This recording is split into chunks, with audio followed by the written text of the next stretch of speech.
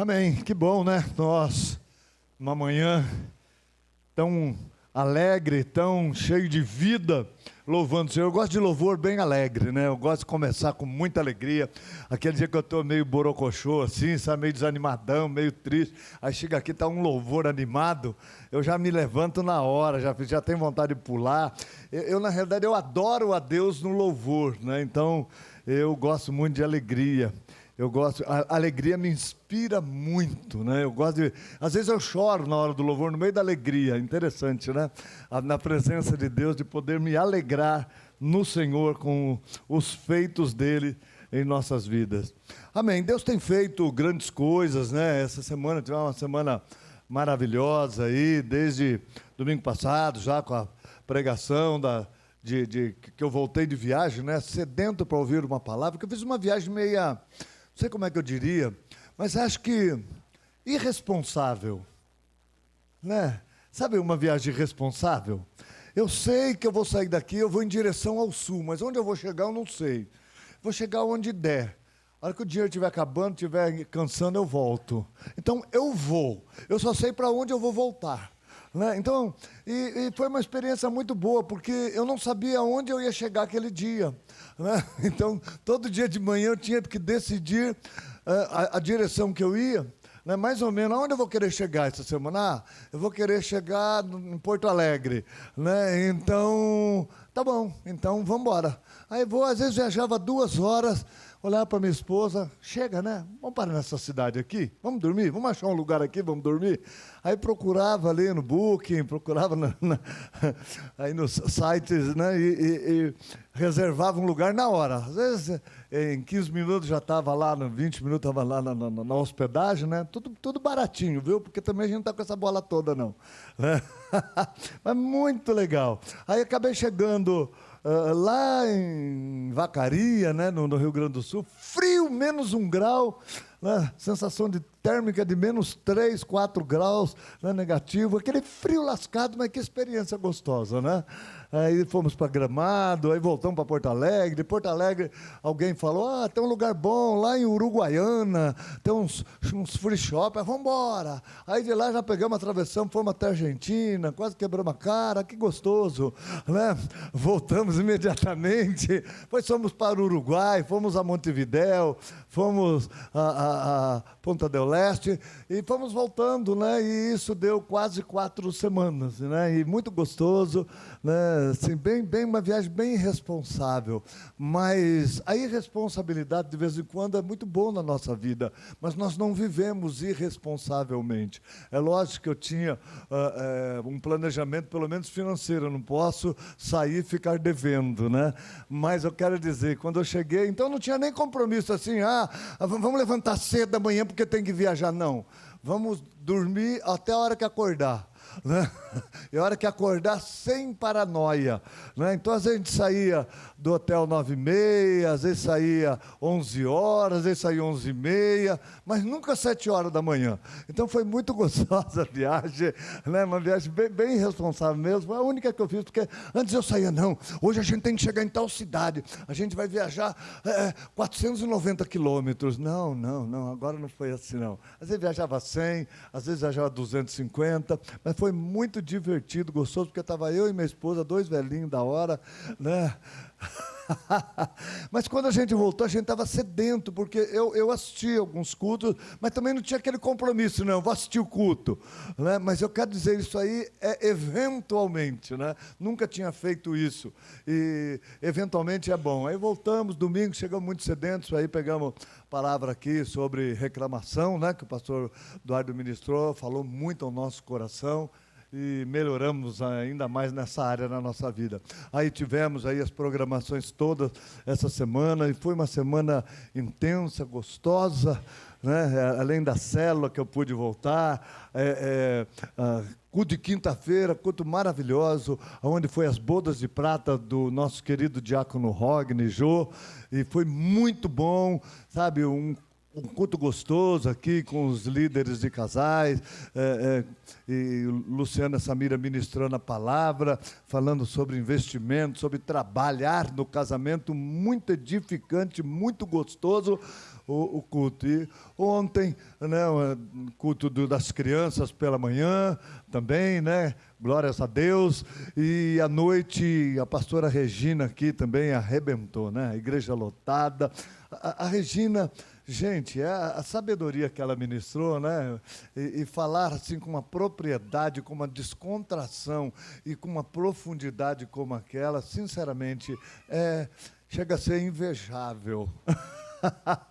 Que gostoso aquele culto de ontem, mas graças a Deus por vocês que têm investido no reino de Deus e têm estado presente. Por isso, sabe, essa unção que a gente viu hoje, que tem visto hoje aqui no louvor, é fruto de investimento da igreja, investimento no reino, né? Então, vamos falar um pouco da palavra de Deus, mas nós louvamos a Deus pela iniciativa da igreja de participar das programações, atendendo às convocações. Aqueles que não puderam vir, muitos conectados também, né, pastor Eduardo? Muitos conectados, assistindo de casa um culto tão gostoso ontem à noite.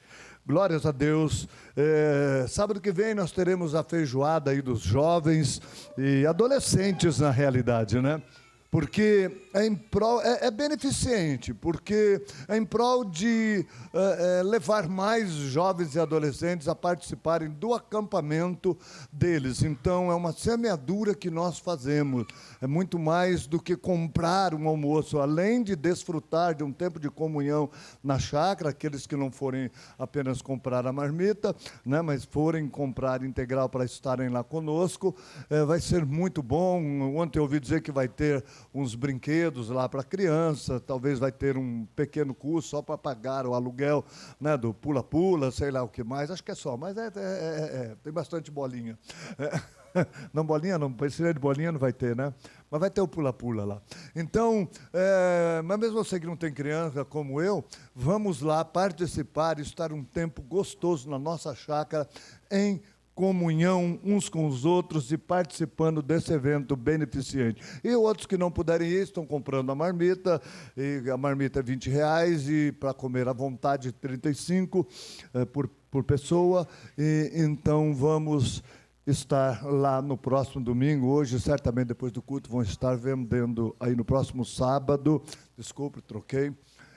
No próximo sábado, por volta das 11 horas, né? Como é 11 horas, vai começar lá, tá bom? Então, vamos participar.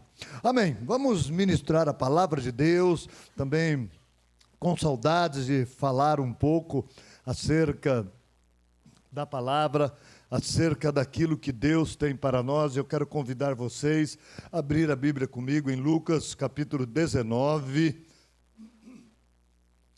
Lucas 19, nós vamos ler alguns versículos. É algo que Deus sempre fala comigo, mas ultimamente eu tenho pensado bastante nesse texto, principalmente na fala de Jesus, no último versículo do capítulo, não do capítulo 19, no que nós vamos ler aqui. Capítulo 19, versículos 41, nós vamos ler até o versículo de número 44. E diz assim a palavra do nosso Deus, Lucas 19, 41. E quando iam chegando, ou ia chegando, aqui falando mais especificamente de Jesus, e quando Jesus ia chegando a Jerusalém, viu a cidade e chorou sobre ela, dizendo: se tu conhecesses também, ao menos nesse dia, o que a tua paz pertence, mas agora isso está encoberto aos teus olhos, porque dias virão sobre ti, em que os teus inimigos te cercarão de trincheiras, e te sitiarão, e te estreitarão de todas as bandas, e te derrubarão a ti e a teus filhos que dentro de ti estiverem, e não deixarão em ti pedra sobre pedra, pois que não conhecestes o tempo da tua visitação. Em algumas versões diz a oportunidade da tua visitação. Mas eu gosto mais do tempo da sua visitação.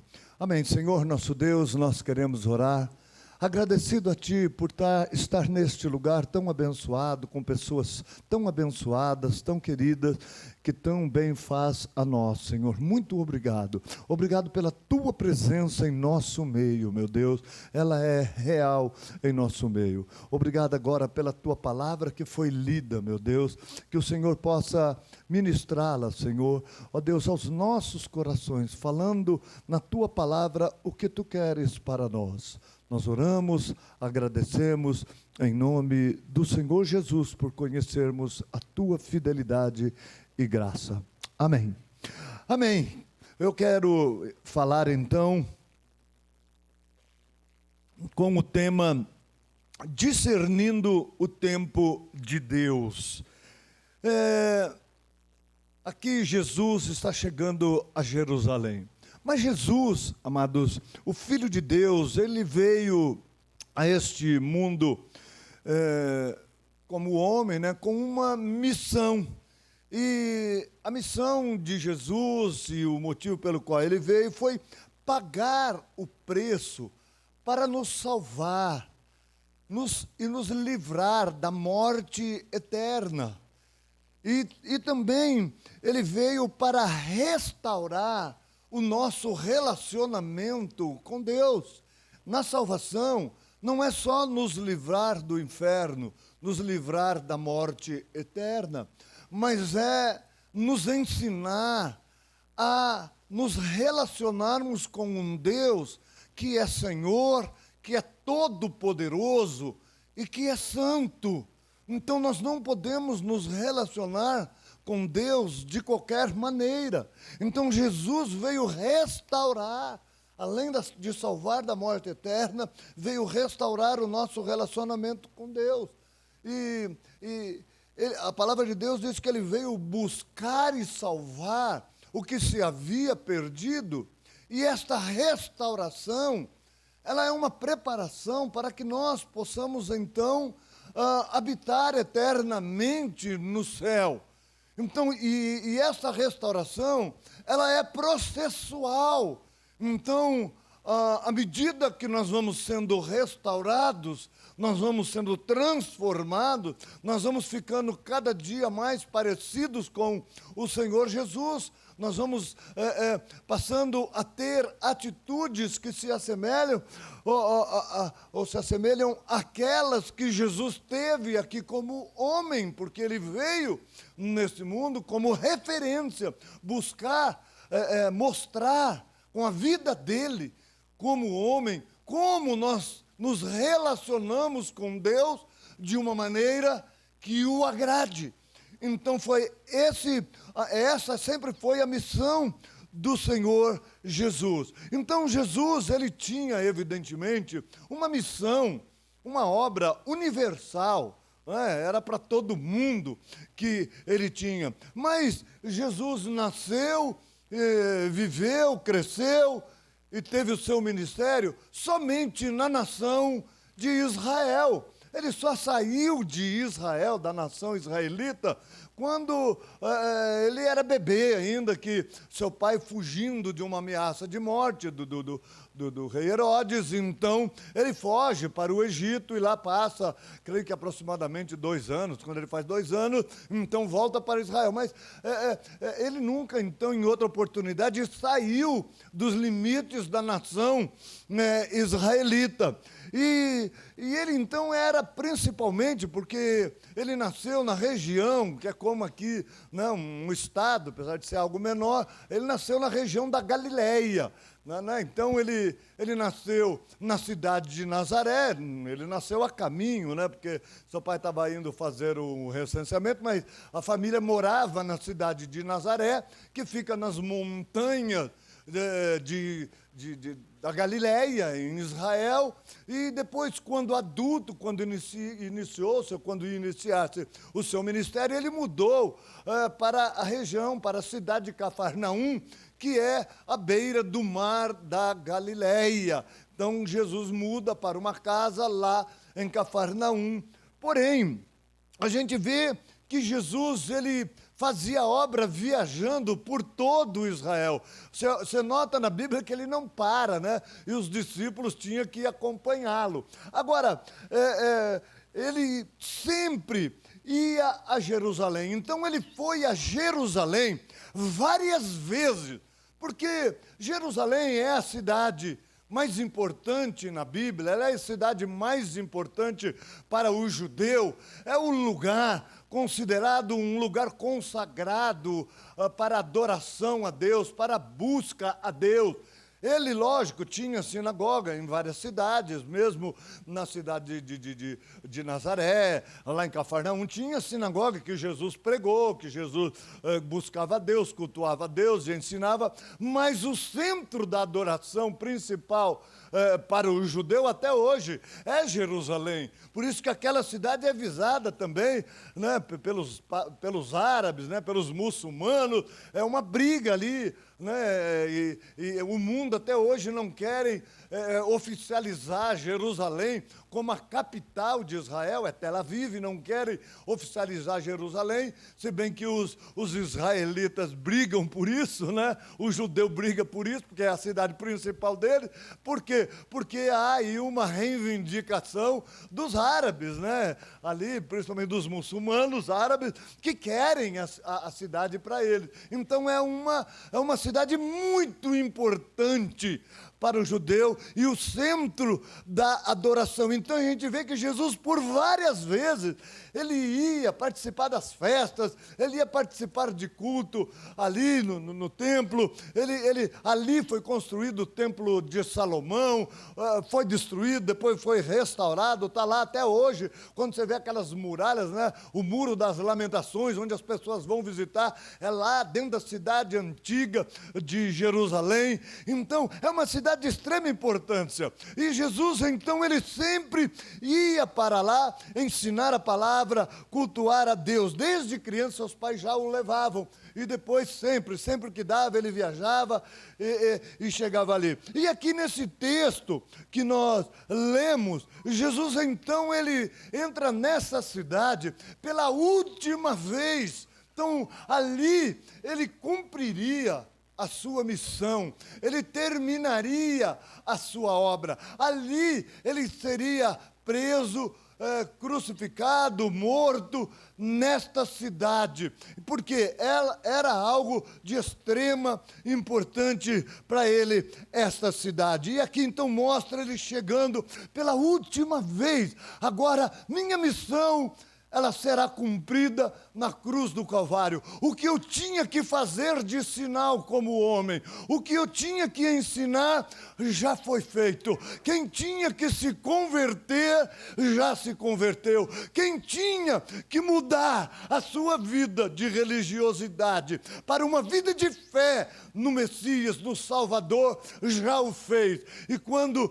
ele chega, amados, a palavra de Deus diz que ao se aproximar da cidade, eu creio que ele estava descendo ali o Monte das Oliveiras, porque o Monte das Oliveiras você já contempla, é pertinho ali das muralhas da cidade de Jerusalém, já é Jerusalém, né? Então ele termina de descer e a hora que ele está então nas dependências de Jerusalém, ele olha para aquela cidade e a palavra de Deus diz que Jesus chora. Jesus olhou para aquelas, nós começamos a nossa leitura nesse verso 41, e é isso que diz a palavra. E quando Jesus ia chegando, vendo a cidade, chorou sobre ela. Jesus viu aquela cidade pela última vez, né? Do lado da entrada, do lado de fora. Pela última vez ele olhou e ele chorou, né? Porque quando ele via uma cidade, ele via na realidade não apenas prédios, mas ele via pessoas, ele via gente. E ele, ao olhar então e ver a situação daquele povo, Jesus chorou. E, amados, essa é a segunda vez que é narrado na Bíblia que Jesus chorou, né? A primeira vez que fala que Jesus chorou está em João, no capítulo 11, quando da morte, quando fala acerca da morte de Lázaro, está em João 11:35, né? Diz que Jesus chorou. Mas, Carol, põe os 2 versículos anteriores, põe o 33, 34, 35 de João 11, só para a gente entender o contexto que nós estamos falando. Jesus, pois, quando viu aí Maria, ele estava com Maria, irmã de Lázaro, irmã de Marta. Jesus, pois, quando viu Maria chorar, e também chorando os judeus que com ela vinham, porque o seu irmão tinha morrido, moveu-se muito em espírito e perturbou-se. 34. E disse: onde o puseste? Onde sepultaram Lázaro? Ela disse: disseram-lhe: Senhor, vem e vê. Jesus chorou. Um versículo pequeno, acho que é o menor versículo da Bíblia. Jesus chorou. Então, aí Jesus conta que ele chorou pela primeira vez. E agora então, na leitura, última vez que ele entra na cidade de Jerusalém, olhando a situação daquele povo, Jesus chora. A gente, avaliando essas duas situações, nós podemos crer, amados, que o choro agora de Jesus, o segundo choro da entrada em Jerusalém, o choro final, sabe, amados, era um choro mais triste, mais doloroso ainda. Não só pelo que ele passaria, mas pela situação, porque ele descreve isso na leitura dos versículos que nós fizemos aí no capítulo 19. Sabe, amados, ele aqui nessa situação de João 11:35, quando ele chora porque ele vê Maria, Marta, o povo triste pela morte de Lázaro, que morreu precocemente, morreu novo, uma pessoa tão querida, a gente percebe que as pessoas, esse choro não era mais triste que o outro. Por quê? Porque principalmente as irmãs de Lázaro, Maria e Marta, elas sabiam onde estava o problema, elas criam em Jesus, e elas sabiam aonde estava o problema. O problema é o meu irmão, eu estou triste.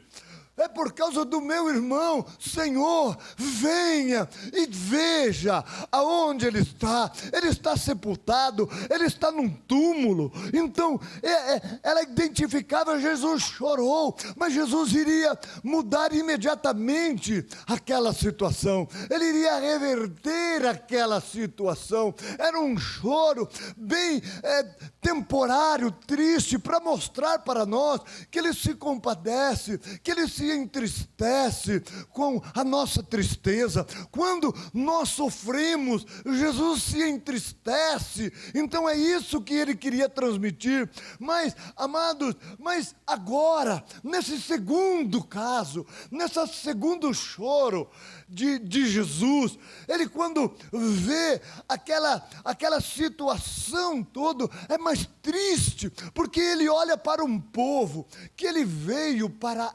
eles, mas este povo não sabiam quem era a paz, quem era o produtor da paz deles, não identificaram exatamente o que Jesus era para ele, o produtor da sua paz. Sabe, amados, que povo era esse que não conhecia aquele que era o príncipe da paz, aquele que veio a esse mundo para trazer paz ao coração deles, à vida deles. Então, o povo que ele veio e se entregar por ele, um povo que o esperava, um povo que clamava pela vinda do Messias, um povo que clamava pela vinda do Salvador. O Salvador veio, um povo que clamava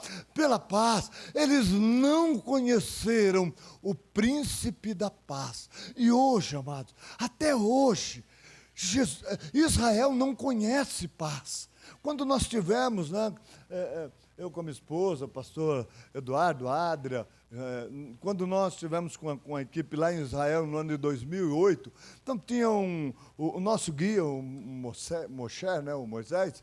O Moisés era aqueles judeus fanático mesmo, né? Bem fanático, né? E então, quando a gente, um cara muito bacana, muito amoroso, que ficou com a gente, o judeu, e no final, ele não cria em Jesus, não aceitava, representava tudo, falava tudo de Jesus, conhecia toda a história de Jesus, mas não cria, né, quem era Jesus, que era o Messias, que era realmente o Salvador. Mas, quando chega no final, que a gente pergunta para ele, nós vamos orar por você, vamos estar orando por você e por Israel.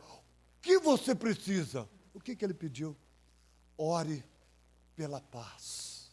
Nós precisamos de paz. Olha que interessante. É lógico que ele olhava num contexto de guerra, mas isso simboliza exatamente aqueles que conhecem, até veem o Messias, mas não conseguem identificar exatamente quem é, não identifica o tempo de Deus na vida dele. Está ali, mas não identifica. Então, ele pediu paz, aquele judeu fanático, pediu para a gente orar. Orem sim, orem pela paz. Porque provisão a gente tem tudo. Falta paz. Necessitamos de paz. Ele falou assim, porque paz para nós é tudo. E eu acho que ele diz, né? Porque a gente depende do turismo. Se não tiver paz, não há turismo aqui, né? Então, sabe, amados, então, veja que Jesus, ele chorou porque o povo não o conheceu. Ele diz, o povo não identificou o tempo da sua visitação. Sabe, amados, a própria palavra, o próprio nome Jerusalém, quer dizer o lugar da paz. O lugar da paz, o lugar chamado, o lugar da paz. Não conheceu o seu produtor de paz, aquele que a especialidade é produzir a paz. O príncipe, o principal, essa palavra príncipe quer dizer principal, da paz, eles não conheceram, não identificaram. Então veja, amados, o príncipe da paz, a fonte de vida e paz, estava tão perto, mas não o reconheceram. Aí Jesus então, ele diz nesse texto lido, que eles, por não reconhecer o tempo de Jesus, o tempo da sua visitação, o tempo de agir por fé, eles enfrentariam momentos de muitas lutas, momentos angustiantes, momentos de grandes perdas. Ele atribui, amado, tudo isso ao fato deles não terem identificado o tempo de Deus para eles, o tempo que Deus tinha preparado para eles. Então, eles passariam por todo esse sofrimento e eles, mesmo em meio a lutas, em meio a grandes perdas, eles não teriam o Consolador com eles, amados, porque é inevitável que nós passemos por luta. É inevitável que nós não tenhamos lutas. Não dá para evitar as lutas. Nós nesse mundo teremos aflições, porém, nós temos a força, nós temos o consolo, nós temos paz, nós temos vida, mesmo em meio a lutas e guerras, nós conseguimos encontrar uma paz no nosso interior, amado. Sabe, e somente quem crê no Senhor Jesus, somente quem tem a vida nas mãos do Senhor Jesus, pode ter isso. E, amados, aqui Jesus está dizendo: olha, vocês não identificaram, vocês não terão isso, vocês passarão por lutas e vocês enfrentarão sozinhos. Sabe, o motivo desse grande perda, grande sofrimento, vai ser porque vocês não identificaram o tempo da minha visitação. Sabe, só explicando algo aqui, quando fala os seus filhos passarão por lutas, os seus filhos sofrerão, vocês perderão os filhos que está dentro de você, está falando de um contexto de cidade, não está falando de mulher grávida, que nem eu já vi gente falar, aí, tá, o filho que está dentro, mulheres abortarão e não sei o quê. Lógico que isso tudo faz parte de sofrimento, também é realidade, mas não é isso que fala, está falando no contexto de cidade, de um povo que não reconheceram o seu príncipe da paz, o seu consolador. Então, amados, então esta situação era mais dolorosa do que para Jesus, do que a situação ali de Marta e de Maria, que tinha perdido Lázaro. Porque quando nós identificamos o problema, nós podemos recorrer pela nossa fé, e com nossa fé, aquele que muda tudo. Então, Jesus chorou na situação de Lázaro, mas agora, Jesus se entristeceu muito. E isso, amados, essa situação que esse povo viveria uma situação desesperadora, porque eles não tinham esperança, porque eles não conheceram o príncipe da paz, não identificaram quem era o produtor da sua paz. Então, por isso, Jesus chorou. Eu fico pensando, meu Deus, que tristeza é essa no coração de Jesus, que choro angustiante. Ele chega e fala: eu agora vim cumprir o final da minha missão, eu vou entregar a minha vida. E aquele povo mesmo iria condená-lo, iria matá-lo, iria crucificá-lo. Ele não serviu, amados, para aquele povo, ele não atendeu as exigências daquele povo, porque o povo não soube identificar. Sabe, amados, eu creio que essa situação que fez Jesus se entristecer tanto a ponto de chorar, não é só para aqueles que não criam nele, mas eu acredito que é para aqueles que, apesar de crer, não têm uma vida de fé, não tomam decisões baseadas na sua fé para a sua vida cotidiana, mas tomam decisões baseadas nos seus gostos, nas suas vontades e simplesmente nas suas necessidades. Sabe, eu quero dizer que muita gente creu na obra de Jesus. A palavra de Deus mostra que, de uma vez só, Jesus, ele fez milagre só da multiplicação dos pães, por exemplo, de pessoas que seguiam a Jesus.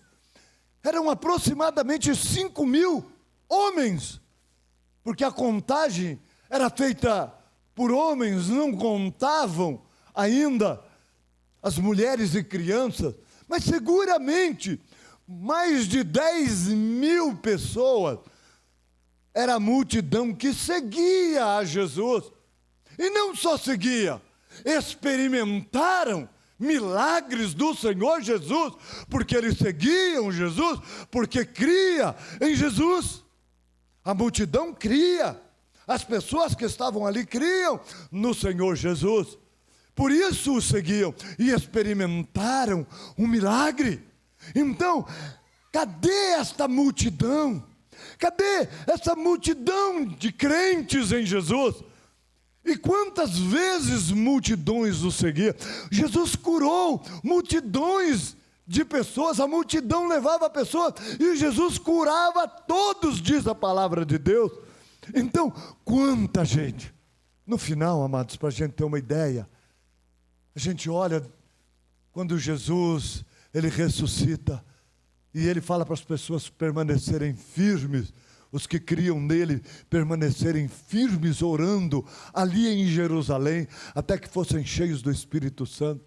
E a multidão que diz a palavra de Deus ali em Atos 1, de quantos eram? Quanto era a multidão que permaneceu? Muito bem, 120. 120 era a multidão. Fala multidão. Eu creio que fazendo uma comparação, né, e uma mostra para nós, cadê aquela multidão de mais de 10.000 pessoas que comeram do pão, que seguiam Jesus, e a multidão que permaneceram unidas era de 120, e eu acho interessante que o termo usado ali em Atos, né, é a multidão de 120. Então, sabe, amados, o que nós precisamos entender? O problema não é só simplesmente não crer em Jesus. O problema é uma fé estacionada, uma fé que não gera atitudes, uma fé que não gera transformação, uma fé que não gera envolvimento com Deus. Há um desinteresse cada vez maior pela presença do Senhor. E nós, amados, eu louvo a Deus por essa igreja, por esse povo, sabe, que atende as convocações e estão presentes. Eu quero mais de Deus. O que eu preciso fazer para ver mais Deus na minha vida? Sabe, amados, não para que nós não venhamos a ter perdas nenhuma, porque nesse mundo nós vamos ter aflições, mas nós teremos o príncipe da paz, nós teremos o consolador, nós teremos em todo o tempo a força que nós precisamos, e quando chegar a nossa hora de partir, nós vamos cheios de paz e com uma expectativa tão grande de uma vida eterna e gloriosa ao lado do nosso Senhor e Salvador Jesus Cristo. Então, nós precisamos atentar para esses detalhes, amados. Sabe, então, hoje, também como neste tempo, Jesus, Ele está perto, mas falta sensibilidade para discernir que é o tempo de Deus em nós, para tomarmos decisão que nos leve ao centro da vontade de Deus.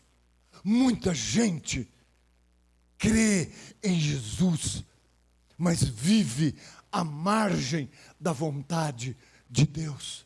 Não tomam decisões de qualidade.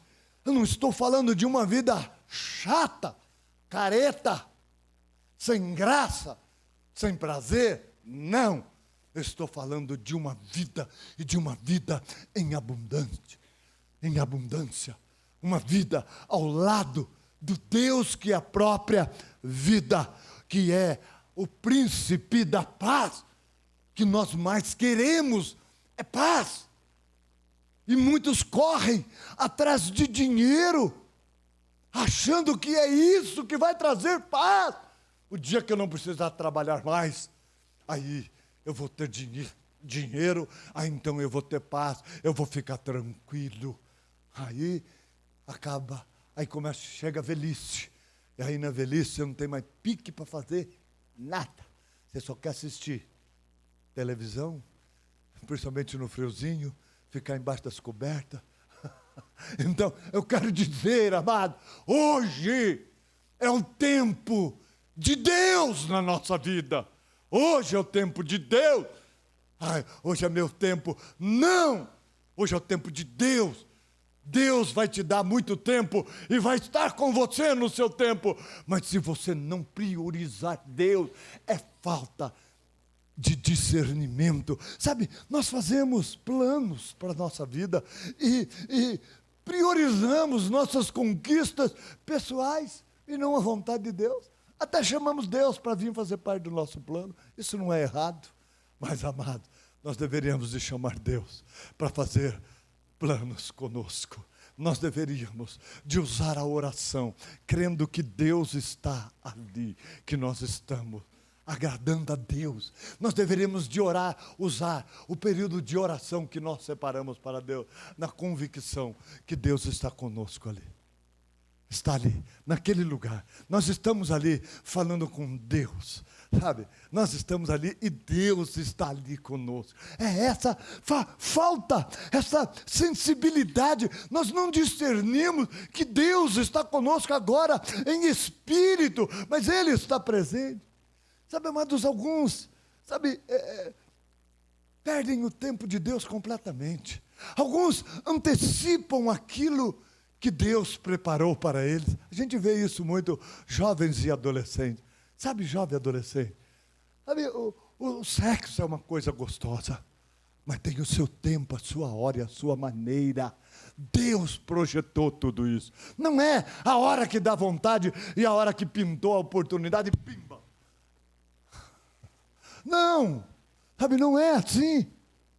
Nós precisamos aprender que há o tempo de Deus na nossa vida, sabe, para tudo. Há um tempo. Então, veja, outros, amados, sabe, faz os projetos para casar e não pergunta o que Deus quer. Não pergunta. Olha, Deus, eu sei que o Senhor preparou uma esposa, um esposo para mim, obrigado. Até agradece. Mas na hora de planejar, como é que vai ser o planejamento da sua família? A gente vai primeiro conquistar, fazer faculdade, ganhar dinheiro, porque já viu, aí depois desculpa assim, não quero dar para o meu filho, não quero que o meu filho sofra. Mentira, mentira. Você não tinha nada. E seu filho não morreu de fome. Quem é casado que nem eu sabe disso. Eu pensava assim. Só que eu tive a coragem com a minha esposa de falar, olha, nós planejamos ter filho mais para frente, porque eu ganho tão pouco. Estou casando aqui ganhando pouco mais de 2 salários mínimos. Na época que não era nem tanto quanto é hoje o salário mínimo, né? Era muito baixo, era realmente baixo, era abaixo de $100. Lembra que o objetivo era $100 no mínimo, né? Então, ganhava dois salários e pouco da época, e eu falava, gente, não tinha casa, tinha que pagar aluguel no fundo de uma casa, e nem tinha condição direito de pagar, como é que nós vamos ter filho? E eu quero dizer, o pastor Brás citou aqui o Jefferson, que disse que quando você tem um filho, ele vem com o pão debaixo do braço. Não é só uma brincadeira, isso é uma realidade. Deus é fiel, porque nós planejávamos sim ter filho lá para frente, bem lá na frente, quando melhorasse a situação, não tinha carro, não tinha nada, e dava graças a Deus que eu ainda já podia andar de ônibus, que eu andava só de carroça antes, e graças a Deus que não era puxando.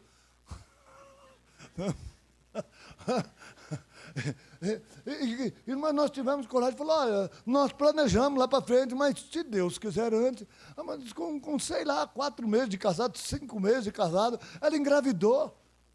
Tomando lá os remédios, de repente começou a dar umas complicações, o médico falou, olha, tem que cortar. Mas como é que nós vamos fazer? A gente está no pique. Tabelinha, faz tabelinha, assim, pá, tabelou, gol.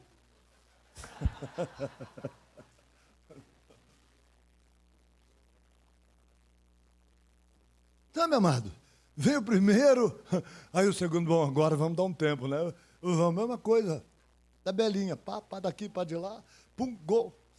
Aí 2 filhos, aí, sabe, eu queria 4, mas aí eu falei, agora está no embalo, vamos para os 4. Aí Deus falou, não, 2 está bom. Aí a Sandra teve problema, teve que fazer uma cirurgia, não pôde mais ter filho, mas graças a Deus. Sabe, amado? Mas as pessoas casam e falam, não quero filho agora, não. Sabe o que acontece? Uma vez Deus falou isso, eu até transmiti para a igreja e orei para Deus perdoar o pecado das pessoas que não colocam ele no planejamento. Deus, quando planejou a família, sim, não é bom que o homem esteja só. Não é bom só pelo prazer. Não é bom porque não cumpre com o propósito de Deus. Não é isso? Deus tinha um propósito na criação do homem. Encher toda a terra e sem mulher não ia dar certo. Né? Então, por isso que não é bom. Eu quero dizer, hoje, é lógico, ter filhos, nós não precisamos encher mais a terra, que a terra está cheia. Mas o propósito de Deus continua sendo a família.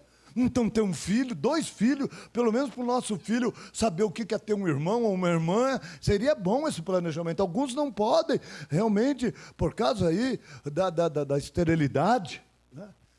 O Berto falando aqui, eu lembrei, né, que antigamente eu era tão ignorante que quando falava mulher estéreo, eu lembrava do aparelho que era estéreo, né? Eu falei, nossa, o que era? Muito barulhenta? Não pode... Mas algumas realmente têm a esterilidade, né? Mas graças a Deus o tempo de ignorância passou. Mas tem muita gente que ainda é assim, né? A gente fala uma coisa e ela imagina outra completamente diferente, né? Nada a ver com aquilo que é dito. Então, sabe, amados, eu quero dizer que nós deveríamos ter coragem de colocar Deus, olha Deus, faça a tua vontade. Sabe por quê, amado? Uma vez Deus falou para mim, eu já orei por pessoas aqui, por quê? Deixa passar o tempo de Deus na sua vida, e depois de 15 anos quer ter filho. Ai, eu descobri que eu não posso ter filho. Ai, meu marido tem problema. Será que tinha antes? Eu faço essa pergunta. Será que tinha antes? Ou será que foi porque você perdeu o tempo de Deus? Você não teve coragem de dizer, ó Senhor, eu tenho meus planos, mas que seja feita a tua vontade da minha vida. Sabe, eu não estou aqui falando, ó, não pode operar. Não, opera, mas tenha pelo menos 2 filhos. Quando você fizer um plano, jovem, de casar, faça plano de uma família. Ah, mas e se não acontecer? Se não acontecer, é outra coisa. A sua vida está nas mãos de Deus. Eu que estou dizendo, não vamos perder o tempo de Deus na nossa vida, amado. E muitos planejam a sua vida, muitos planejam tudo, mas não colocam Deus. Atropela todo o tempo de Deus. Alguns falam assim, mas ali... a palavra de Deus, acho que é em Cantares, né? Não, é em Eclesiastes. Ela diz no capítulo 3 que o tempo pertence ao Senhor. O Senhor é dono do tempo realmente. O Senhor, Ele tem o tempo nas suas mãos. Mas eu quero dizer, amados, que Deus tem o tempo, mas nós temos que nos enquadrar ao tempo de Deus. Não querer pôr o nosso tempo. Não é assim, pastor Brás, que entende de lavoura aí, né? Não é assim na lavoura? Não, sabe, naturalmente, hoje, lógico, tem um monte de fórmulas que o homem está inventando, mas naturalmente não tem o tempo de plantar e não tem o tempo da colheita. Uma vez eu vi uma reportagem na televisão, lá na divisa da Bahia com Pernambuco, que estavam perdendo uma grande lavoura de tomate, porque eles não encontraram pessoa suficiente para a colheita e perderam a metade daquela lavoura. Teve que jogar fora, apodreceu. Perdeu o tempo da colheita. Amados, o tempo da visitação de Deus é agora. O tempo da gente agir em direção à vontade de Deus é agora. É ter coragem de dizer, Deus, o que tu tens para mim. Senhor, o que tu queres para mim. É lógico, amado, você tem que trabalhar, você tem que fazer, mas você tem que ter coragem de colocar Deus, fazer orações, realmente, que Deus saiba que você está sendo sincero. Senhor, eu tenho os meus planos, mas que seja feita a tua vontade. Amados, Deus tem o plano dele, uma unção que Deus derrama, por exemplo, num evento. Às vezes Deus fala, vai lá e faz tal coisa, fala com teu vizinho. Às vezes Deus ministra, a pessoa sai cheia daquela unção, vai lá e peça perdão para aquela pessoa, conserte a situação, Deus derrama uma unção, a pessoa fica, ai, será que não é coisa da minha cabeça? Ai, será que eu vou ser maltratado? Ah, será que eu vou perder o emprego? Ah, será que eu vou perder dinheiro? E perde, aquilo passa, aquela unção passa. sabe? E ela não faz. Sabe por quê? Porque perdeu o tempo de Deus, o tempo que Deus estava te impulsionando e te conduzindo. Não é porque acho que não era a vontade de Deus, não, você perdeu o tempo de Deus. É isso. Você não agiu quando deveria ter agido conforme Deus mandou você agir. Estou esperando. Deus vai falar. Deus vai falar. Você não sabe o que Deus quer de você. Você não sabe. Participa de trocentos cultos. Houve 1.299 pastores pregando, lê não sei quantas mensagens, e não sabe o que Deus quer que você faça. Alguns estão procurando um pastor que pensa o contrário para falar diferente conforme você quer ouvir, e não aquilo que Deus quer que você faça. E estamos perdendo o tempo de Deus, sabe? Muitas vezes nós pensamos no preço. Isso vai ser muito difícil. Eu vou perder dinheiro.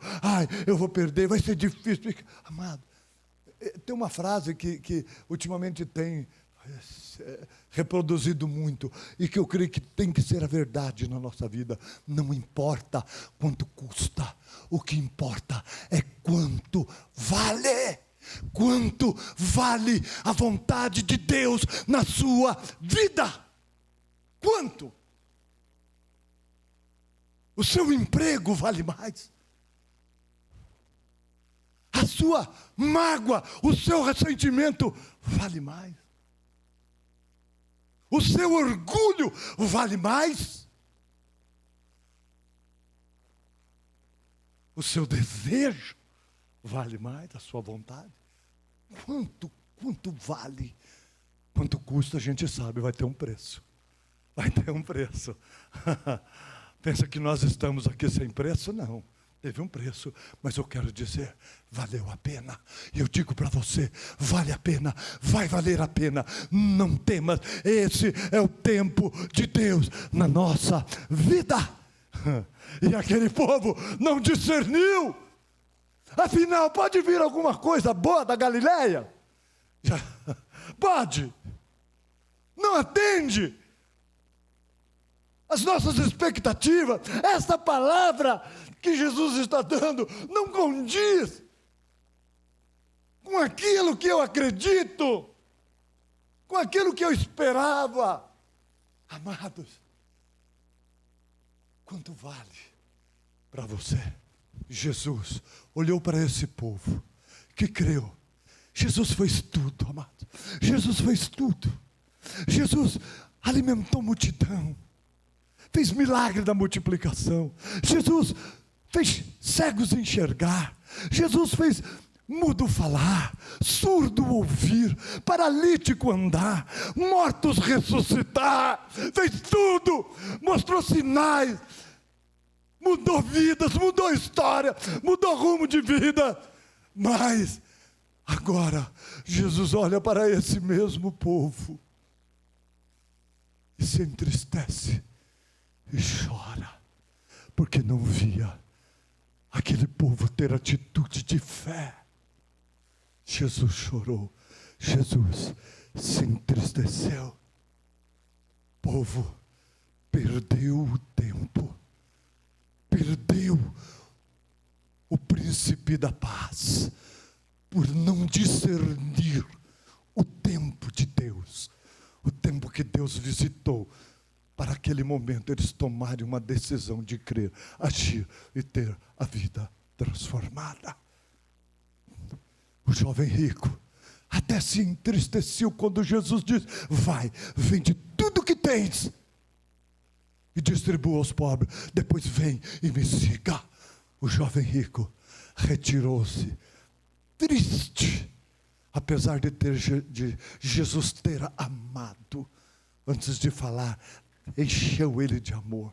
Ele amava Jesus, mas o preço era muito alto, porque ele não valorizava tanto assim a vontade de Jesus.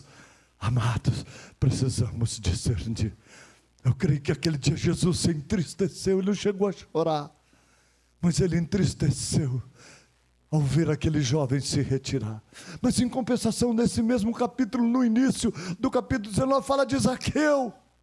Zaqueu, Jesus disse: Zaqueu, desça da árvore. Zaqueu se esforçou para ver Jesus. Era um cara tudo errado, não tinha amigos, não tinha nada.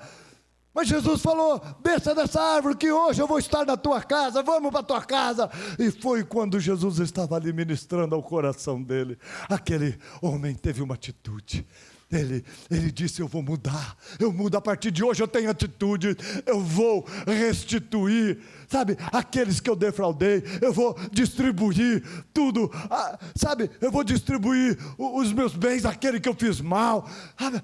Espontaneamente inspirado, discernindo que aquele era o momento. Amados, e quando eu olho esse texto de Zaqueu, essa atitude de Zaqueu, eu não sei você, se você faz visualiza a passagem. Eu visualizo, eu vejo aquele rapaz falando e Jesus fica quieto. Sabe o que eu vejo?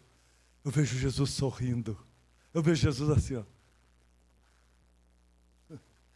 Zaqueu falando: porque eu vou fazer isso, eu vou restituir 4 vezes mais aquele que eu prejudiquei.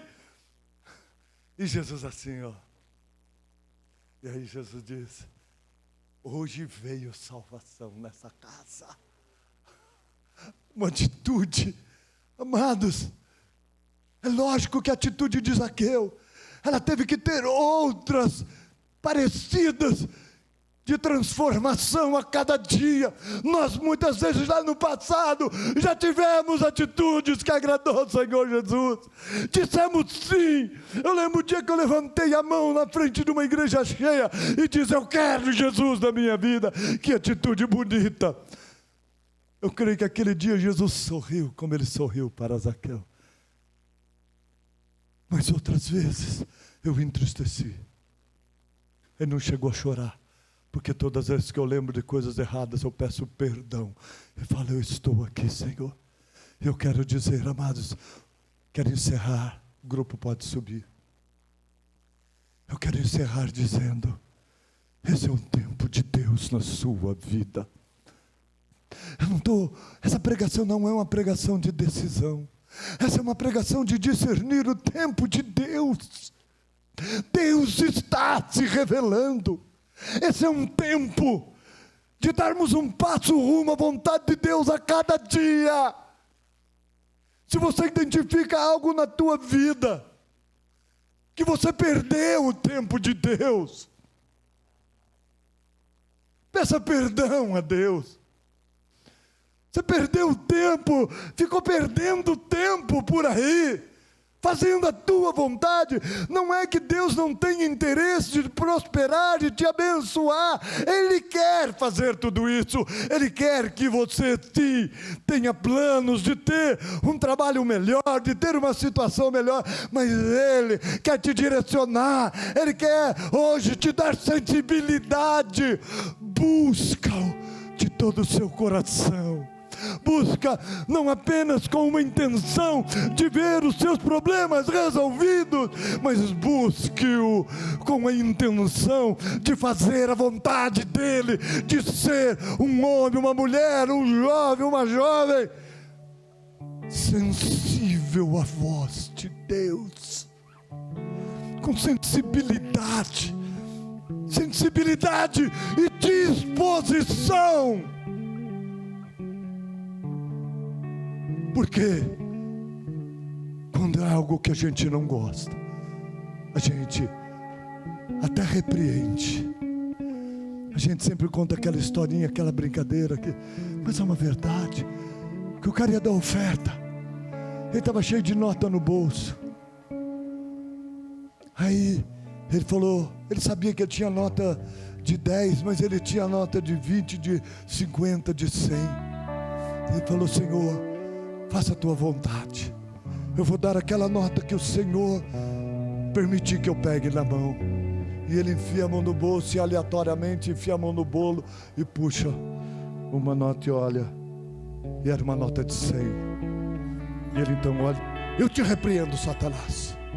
e enfia a nota de volta. Sabe, amado? A oração dele já tinha: Deus não vai querer que eu dê mais do que eu posso.